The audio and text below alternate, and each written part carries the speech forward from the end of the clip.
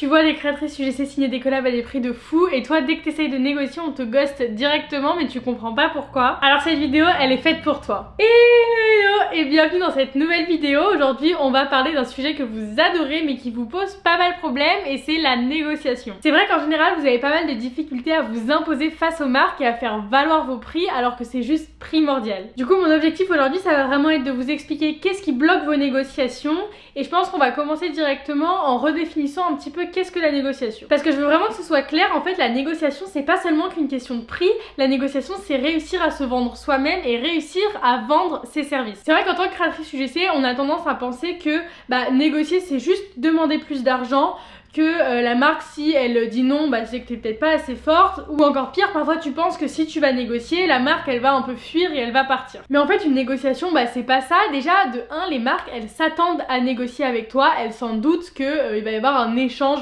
par rapport au prix et que voilà vous allez essayer de convenir un terrain d'entente. C'est vraiment le but en fait derrière une négociation, c'est pas seulement demander plus d'argent, c'est vraiment le fait de trouver un terrain d'entente avec la marque. Il faut vraiment en fait que les deux parties elles soient gagnant-gagnant. Et en fait je comprends totalement votre situation et aussi votre frustration parce que moi aussi à la base j'avais peur de négocier, c'est-à-dire que je négociais très rarement ou alors je bradais mes prix et en réalité en vrai je ne savais juste pas négocier. Sauf que j'ai compris avec le temps qu'en fait en faisant ça je perdais certes de l'argent mais je perdais aussi de la crédibilité auprès de la marque et surtout c'était pas comme ça que j'allais atteindre les CA que je réussis à avoir actuellement. Et c'est vrai que depuis que j'ai les bonnes clés pour négocier j'ai réussi à faire passer des collabs de gifting à rémunérer et bien sûr dans mon budget, où j'ai encore réussi à faire doubler le budget d'une marque. Donc comme quoi c'est hyper important de négocier, tu n'as rien à perdre. Au final de me forcer à négocier et de réussir à négocier ça m'a appris plein de choses. Ça m'a appris que en fait je pouvais gagner plus sans forcément travailler plus, que les marques elles te respectent beaucoup plus quand elles te payent cher et elles valorisent encore plus ton travail, et aussi que le mindset ça joue énormément dans la réussite de ta négociation. Et justement ce dernier point sur le mindset ça rejoint la première erreur que tu fais en négociation, c'est le fait de manquer de confiance en toi. La confiance en soi et le mindset c'est vrai que c'est souvent la clé pour énormément de choses et pour le coup en négociation c'est la première clé que tu dois débloquer pour réussir à négocier. Mais alors pourquoi c'est aussi important? En réalité c'est très simple. En fait, si pendant un appel ou même dans tes mails, t'es pas confiante et t'as pas confiance en toi et t'as pas confiance en ton travail, la marque elle va clairement le ressentir. Du coup, qu'est-ce qui va se passer si la marque elle ressent que t'es pas très à l'aise vis-à-vis de ton tarif? Forcément, elle va te demander de le baisser parce qu'elle saura qu'elle a le pouvoir là-dessus. Du coup, pour t'imager un petit peu, quand je parle de ne pas avoir confiance en soi en négociation, je parle du fait de bégayer quand il faut annoncer ton prix, je parle du fait que tu vas essayer de justifier ton prix avant même que la marque elle t'ait répondu, ou encore de dire des phrases du type je sais que c'est cher mais machin. Mais du coup forcément si tu fais ça la marque elle va derrière chercher à réduire ton tarif. Et le principe de la confiance en soi c'est quelque chose qui est assez simple et je vais te dire une phrase qui va te paraître logique. C'est si toi-même tu n'es pas convaincu par tes services et ton tarif, comment veux-tu qu'une marque le soit? Cette phrase elle image bien qu'en fait la marque elle peut pas avoir confiance en toi si elle sent que toi t'as pas confiance en ton tarif, en ta valeur, en ton travail, etc.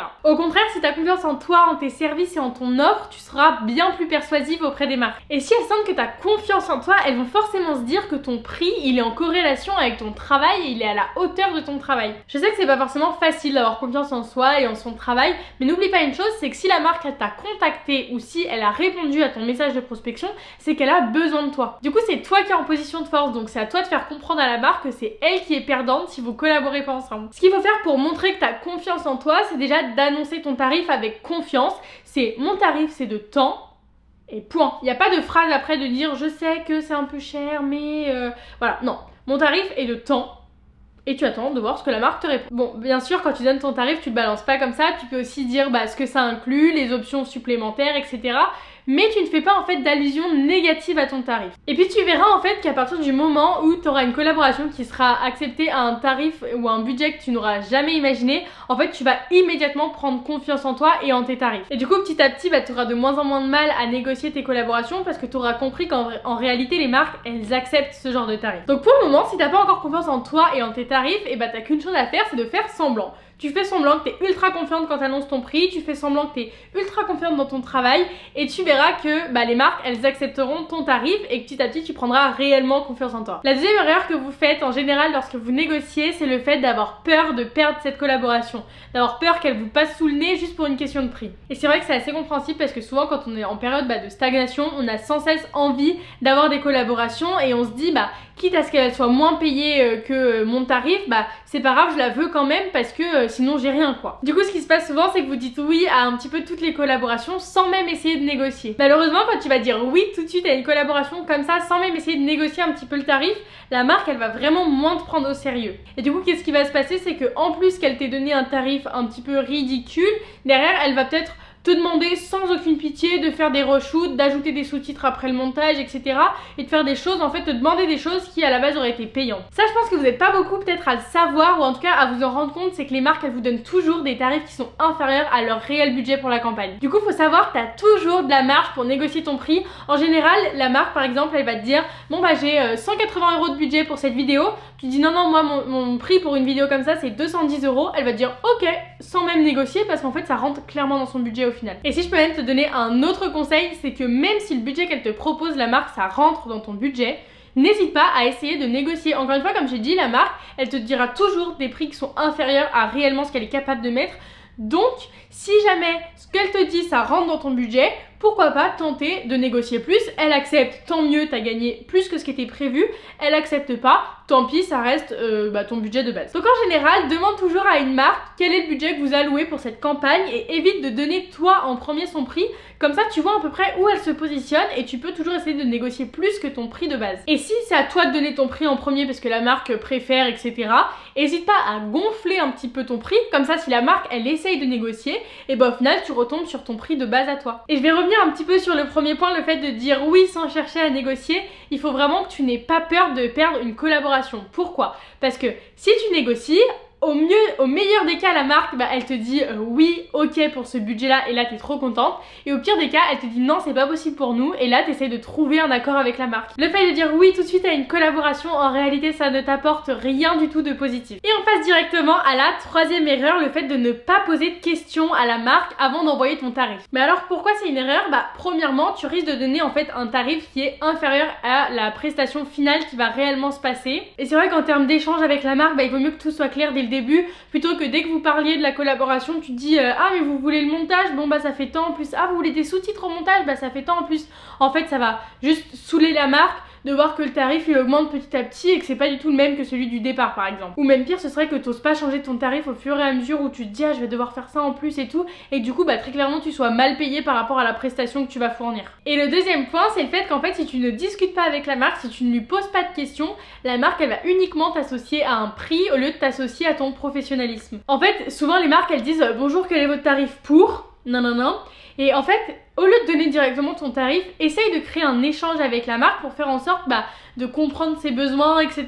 Grâce à ces échanges, en fait, la marque, elle va se rendre compte que t'es pas là seulement pour gagner de l'argent et tu balances ton tarif en mode donnez-moi cet argent, tu vois. T'es vraiment là pour chercher à comprendre leurs besoins, les aider dans leur démarche, etc. Parce que pour rappel, une marque, elle travaille pas avec toi uniquement pour ton prix, elle va aussi travailler avec toi pour l'expérience que tu vas lui offrir et le travail que tu vas lui fournir. Donc si dès le début, en fait, tu cherches pas à comprendre les besoins de la marque, ses valeurs, sa vision, en fait, très clairement, la marque, elle va t'associer à un prix et elle va pas t'associer comme une partenaire de croissance pour leur entreprise. Donc, ce qu'il faut faire, c'est qu'avant d'envoyer ton prix, il va falloir que tu poses certaines questions du type quels sont vos objectifs avec cette campagne, quel type de contenu fonctionne le mieux pour vous, quel type de service est-ce que vous avez besoin, où sera publiée la vidéo, combien de temps sera publiée la vidéo, etc. Et ces réponses à ces questions, oublie pas, on est là quand même pour négocier derrière, elles vont te permettre d'avoir des arguments solides quand la marque, en fait, elle va peut-être essayer de négocier ton prix. Parce que par exemple, je vais te mettre dans un petit contexte. Si la marque, quand elle te parle de ses objectifs, elle te dit qu'elle veut tester plein d'angles marketing différents, forcément elle aura besoin de plusieurs hooks. Imagine derrière, elle te dit oh non mais là c'est beaucoup trop cher, etc. Toi tu pourras appuyer en disant bah oui mais si vous voulez tester autant d'angles différents, il vous faudra autant de hooks et ça fait tant parce que derrière ma vidéo elle sera publiée fois tant de hooks. Je sais pas si tu comprends où je veux en venir, mais en fait c'est vraiment qu'une fois que tu as les réponses à tes questions, déjà de 1 tu fais bonne impression auprès de la marque et de 2 en fait tu as des arguments derrière pour justifier ton prix. Et du coup voilà, en fait plus tu vas poser de questions à la marque, plus elle verra ta valeur, elle verra ton professionnalisme et derrière elle sera prête à payer plus cher pour travailler avec toi. Et c'est ce genre de soft skills là qui peuvent vraiment faire la différence lors d'une collaboration. Je vais te prendre un exemple très concret de la vie de tous les jours, j'ai envie de dire. Aujourd'hui, t'as un plombier qui doit venir chez toi pour réparer ta chaudière. Le premier plombier, il vient et en fait, il écoute à peine le problème, il regarde à peine le problème, il te fait ton devis, il te dit bon madame, ça fera tant, je peux venir tel jour, Point. Et t'as un deuxième plombier, lui il vient chez toi, il va regarder ta chaudière, il va regarder un peu d'où vient le problème, etc. Et ensuite il revient vers toi, il prend le temps de t'expliquer quel est le problème, d'où ça vient, comment il faudra faire pour entretenir ta chaudière, etc. Et bah au final, même si ce plombier là, il a un devis qui est plus cher, t'iras forcément vers lui. Pourquoi? Parce qu'il a pris le temps d'analyser le problème, il a pris le temps de venir t'expliquer et en fait il a juste fait preuve de beaucoup plus de professionnalisme et du coup il t'a mis en confiance. Bah en fait c'est exactement pareil dans l'UGC. On est derrière des ordis mais pour autant il y a quand même des ressentis, il y a quand même une sorte de première impression, etc. qui est ultra importante. Donc voilà, j'ai essayé de t'imaginer en fait du mieux possible l'importance de prendre le temps de discuter avec la marque avant de balancer ton prix et tu verras que si tu fais ça, derrière ta négociation elle sera beaucoup plus facile. Et la quatrième erreur qui est de 1 ce que toutes les créatrices UGC font en général et de 2 qui est pourtant la plus importante et celle qu'il ne faut surtout pas commettre, c'est le fait en fait de justifier ton prix avec des arguments qui n'apportent rien du tout à la marque. Ce que je veux dire par là, c'est que parfois on annonce notre prix et il n'est pas forcément validé tout de suite, on a besoin de passer par la phase de négociation et d'argumentation un petit peu de pourquoi ce prix, etc. Je sais que ce moment-là, c'est le moment qui fait le plus peur aux créatrices UGC et c'est un moment qui pose vraiment problème, surtout si tu n'as pas les bons arguments face à la marque. En fait, souvent, vous mettez en avant des arguments qui vous intéressent vous, mais qui n'intéressent pas du tout la marque. Du type, je passe beaucoup de temps sur cette vidéo, du type, j'ai du matériel qui coûte cher, ou encore les créatrices UGC prennent ce prix-là, c'est le prix du marché. Enfin bref, ce genre de phrase un peu où en fait, en toute honnêteté, la marque, elle s'en fiche un petit peu que tu passes du temps à faire ta vidéo, elle s'en fiche un petit peu que ton matériel il coûte cher, et elle s'en fiche que ce soit les prix du marché. Elle, quand tu lui dis ça, ça lui apporte rien du tout. Elle, en fait, la marque, quand tu vas lui annoncer un prix comme ça lui apporte rien du tout, et en fait, elle va pas comprendre ce qu'elle va gagner derrière. Mais en revanche, si t'as des arguments en béton, la marque, elle sera prête à mettre le budget qu'il faut. Pourquoi? Parce que en fait tu vas lui vendre des résultats et tu vas lui vendre une solution à son problème. Pour qu'une marque elle voit vraiment ce que tu vas lui apporter, il va falloir sortir des phrases du style mon contenu il est optimisé pour l'acquisition client, ou encore j'ai des compétences en copywriting qui permettent d'écrire des scripts qui convertissent, ou encore j'ai travaillé avec telle marque et voilà les résultats qu'elle a eu, ou alors j'ai un taux d'engagement de temps, etc. Il faut vraiment que la marque elle voit ce qu'elle a à gagner à travailler avec toi. Donc très clairement tu peux te faire une liste en fait sur ton ordinateur d'arguments à sortir en cas de négociation avec une marque et à chaque fois tu reprends un petit peu les mêmes, mais au moins t'es sûr de, dans le coup de la panique ou quoi que ce soit, tu te dises pas des choses du type ça va me prendre du temps de faire cette collaboration, etc. Ce que je t'ai expliqué, ça montre vraiment l'importance des mots lors d'une négociation et il faut vraiment pas que tu oublies en fait que t'es en train de vendre tes services. On va prendre un exemple avec un vendeur qui essaye de te vendre une machine à laver. Si demain il te dit achetez cette machine à laver parce qu'elle a vraiment pris beaucoup de temps à être fabriquée, les ingénieurs ils ont bossé ultra longtemps dessus, je suis pas sûre que tu sois très convaincue d'acheter cette machine à laver. Par contre, s'il te dit cette machine là elle consomme 30% d'électricité en moins, ce qui vous fait gagner tant d'euros par an, là je pense que tu vas voir les bénéfices de cette machine à laver et que tu vas être beaucoup plus tenté d'acheter celle-là, même si elle est un petit peu plus chère que l'autre. Pourquoi? Parce qu'en fait tu vas y voir tout de suite ce que tu as à gagner avec cette machine à laver. Faut savoir que ça va être exactement pareil quand tu vas vendre tes services en création de contenu UGC. Je pense qu'il faut vraiment que vous vous mettiez en tête en fait que vous ne vendez pas seulement une vidéo UGC, non, loin de là, vous vendez de la visibilité, de l'engagement ou encore de la conversion. Donc voilà, si tu veux commencer à être payé à ta juste valeur, il va falloir que tu changes ta façon de négocier et que tu négocies de manière bien plus stratégique en apportant des arguments qui sont fondés et que la marque elle puisse voir ce qu'elle a gagné à collaborer avec toi. Donc voilà, je t'ai énuméré les 4 erreurs qui font qu'aujourd'hui tu as beaucoup de mal à négocier tes collaborations et tu as beaucoup de mal à faire valoir ton prix auprès des marques. Donc voilà, je pense qu'on peut finir sur le fait qu'en fait une négociation